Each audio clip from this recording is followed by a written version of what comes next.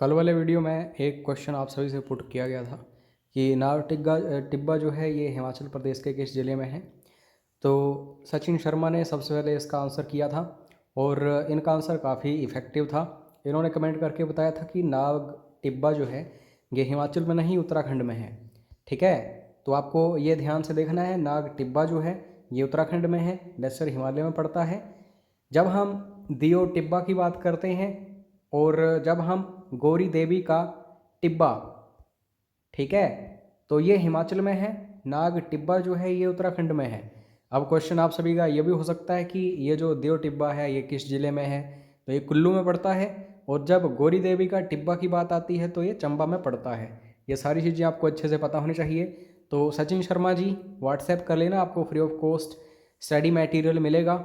आपने काफ़ी अच्छा यहाँ पे रिस्पॉन्ड किया था इस वीडियो को।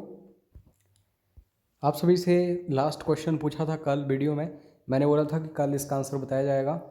विच of the following types of soils is most suitable for T cultivation. तो दोस्तों ये जो चाय की खेती के लिए उपयुक्त मृदा होती है ये जलोढ़ मृदा होती है, एल्यूबल सॉइल, और इंडिया में सबसे ज़्यादा यही सॉइल हमें देखने को मिलती है, तो इसका डी ऑप्शन। उसके बाद next question, which of the following states is a leading producer of woollen textiles. यानी कि ऊनी वस्त्र जो होते हैं इनके उत्पादन में सबसे आगे कौन सा राज्य है। तो दोस्तों ये पंजाब है, इसका बी ऑप्शन सही होगा।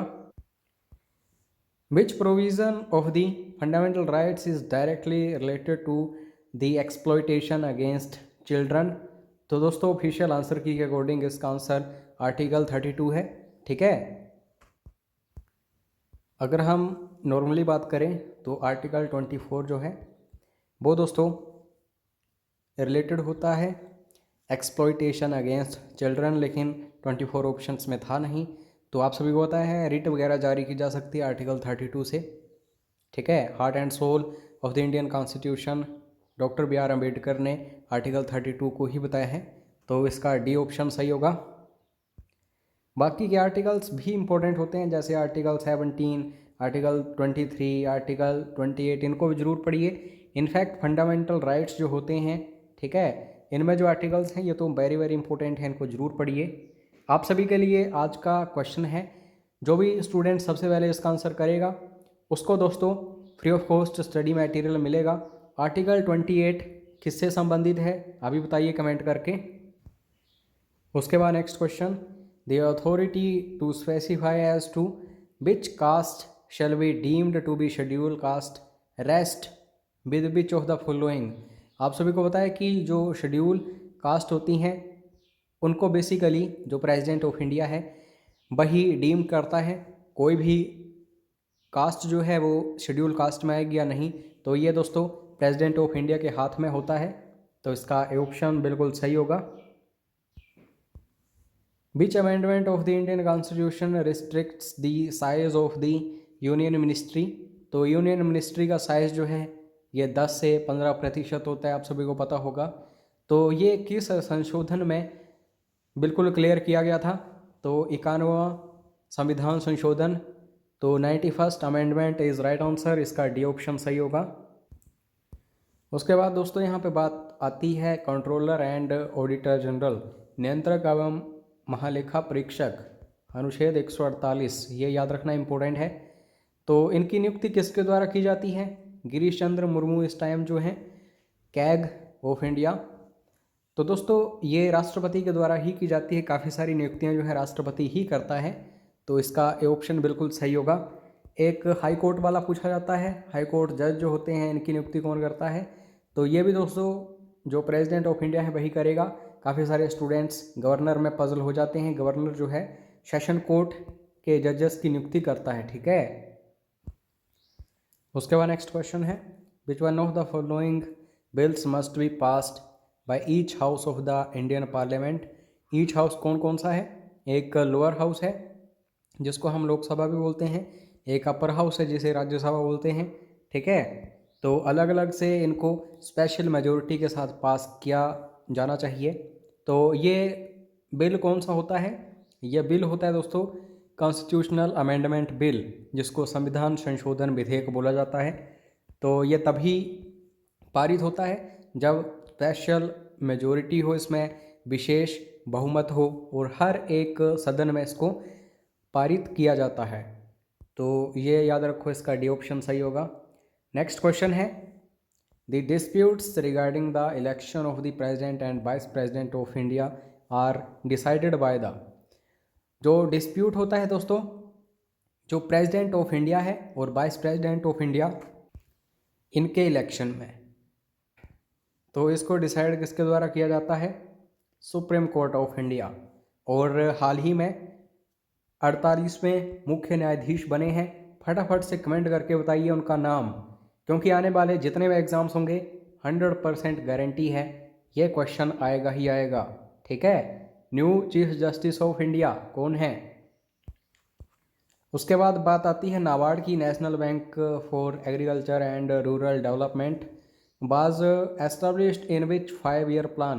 पंचवर्षीय योजनाओं को जरूर पढ़ के जाइएगा, हर एग्ज़ाम में यहाँ से क्वेश्चंस बनते हैं। और नाबार्ड जो है 1982 में इसकी स्थापना, यानी कि 6th 5 ईयर प्लान था। तो सी ऑप्शन इसका सही होगा। ये दोस्तों इकोनॉमी का क्वेश्चन है, इंपॉर्टेंट है, ऐसे क्वेश्चंस बनेंगे ही बनेंगे हमीरपुर बोर्ड वगैरह में। National renewable fund was constituted for the purpose of. National renewable fund जो है, इसका गठन जो है दोस्तों, इसकी रचना जो है, इसका उद्देश्य क्या होता है? Restructuring and modernisation of industries. जो भी इंडस्ट्रीज़ हैं इंडिया में, उनको क्या करना है? पुनर्संरचना उनकी करनी है और उनका आधुनिकीकरण करना है, नया बनाना है उनको। तो नेशनल रिन्यूएबल फंड की ये वैल्यू है, ये इसका पर्पस है। उसके बाद दोस्तों मॉनेटरी पॉलिसी जो है इंडिया में किसके द्वारा तैयार की जाती है? तो मॉनेटरी कमेटी जो है, इसके द्वारा इसको तैयार किया जाता है, जो कि आरबीआई से संबंधित है। तो बी ऑप्शन याद रखना। और आरबीआई के बारे में ज़रूर पढ़ो, इकोनॉमिक्स का ये टॉपिक है आरबीआई। यहाँ से काफ़ी सारे क्वेश्चंस बनते हैं, जैसे स्थापना से संबंधित प्रश्न बनते हैं, या फिर जो भी गवर्नर वगैरह रहे हैं, कुछ भी बन सकता है क्वेश्चन। तो ज़रूर पढ़िए एक बार इसको। Which of the following is not a source of tax revenue collected by the government of India. तो customs duty government of India के द्वारा ही यहाँ पे कलेक्ट की जाती हैं ये रेवेन्यू। उसके बाद एक्साइज ड्यूटी, ये भी। इनकम टैक्स, ये तो डायरेक्टली। और यहाँ पे ये जो डी ऑप्शन है, डिविडेंड्स एंड प्रॉफिट्स, ये दोस्तों सेंट्रल गवर्नमेंट के द्वारा नहीं इनको कलेक्ट किया जाता है, टैक्स रेवेन्यू जो होता है ये। तो डी ऑप्शन इसका बिल्कुल सही होगा। उसके बाद नेक्स्ट क्वेश्चन है, the gaseous fuel which does not contain carbon dioxide. Water gas में दोस्तों कार्बन डाइऑक्साइड होती है, बाकी प्रोड्यूसर गैस जो होती है इसमें भी होती है, कोल गैस में भी। ये जो नेचुरल गैस है इसमें मीथेन होती है, ठीक है, CH4। तो यही इसका सही आंसर होगा, यानी कि सी इज़ राइट आंसर। उसके बाद next question, the glucose level in the blood is controlled by. दोस्तों अगर डायबिटीज़ वगैरह है किसी को, तो इंसुलिन वगैरह उनको दी जाती है। तो इंसुलिन जो है ये कंट्रोल करती है ब्लड में जो ग्लूकोज होता है, ठीक है। तो इसका बी ऑप्शन बिल्कुल सही है। एक क्वेश्चन बीमारियों से संबंधित पक्का होता है, जैसे कि कोई बीमारी पूछ लिया जाएगा कि कौन सा अंग प्रभावित करती है, या फिर क्या ये वायरस है, क्या ये बैक्टीरिया है, वगैरह वगैरह। The organ affected by diphtheria. Diphtheria क्या होता है दोस्तों? जब गले वगैरह में सूजन आ जाती है, जब गला वगैरह फूल जाता है, तो ये दोस्तों थ्रोट से संबंधित होती है, गले से संबंधित। तो नन ऑफ दीज इसका बिल्कुल सही आंसर होगा। उसके बाद pain relieving drugs are known as. ये हमीरपुर बोर्ड का फेवरेट क्वेश्चन है, बार बार पूछा जाता है। अगर दर्दनाशक दवाइयाँ वगैरह हम लेते हैं तो उनमें एनाल्जेसिक्स होता है, ठीक है। तो इसका सी ऑप्शन सही है। 2 क्वेश्चंस आप सभी के लिए होमवर्क है, अगर नहीं सोल्व करने आएगा तो व्हाट्सएप करके ज़रूर मैसेज करिएगा, आपको वहाँ पे सोल्व करके बताया जाएगा। तो इन दोनों क्वेश्चंस को ज़रूर सोल्व करना वीडियो को पॉज करके। और आज का लास्ट क्वेश्चन जो कि आपको सोल्व करना है, अभी कमेंट बॉक्स में इसका आंसर करना है।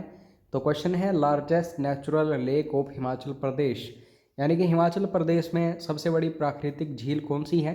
तो 4 ऑप्शंस आपके सामने हैं। यहाँ पे कीवर्ड नेचुरल लेक है, ठीक है। लेक्स आपको पता ही होंगी, तो इसमें नेचुरल लेक सबसे बड़ी कौन सी है? तो कमेंट करके इसका आंसर बताइएगा।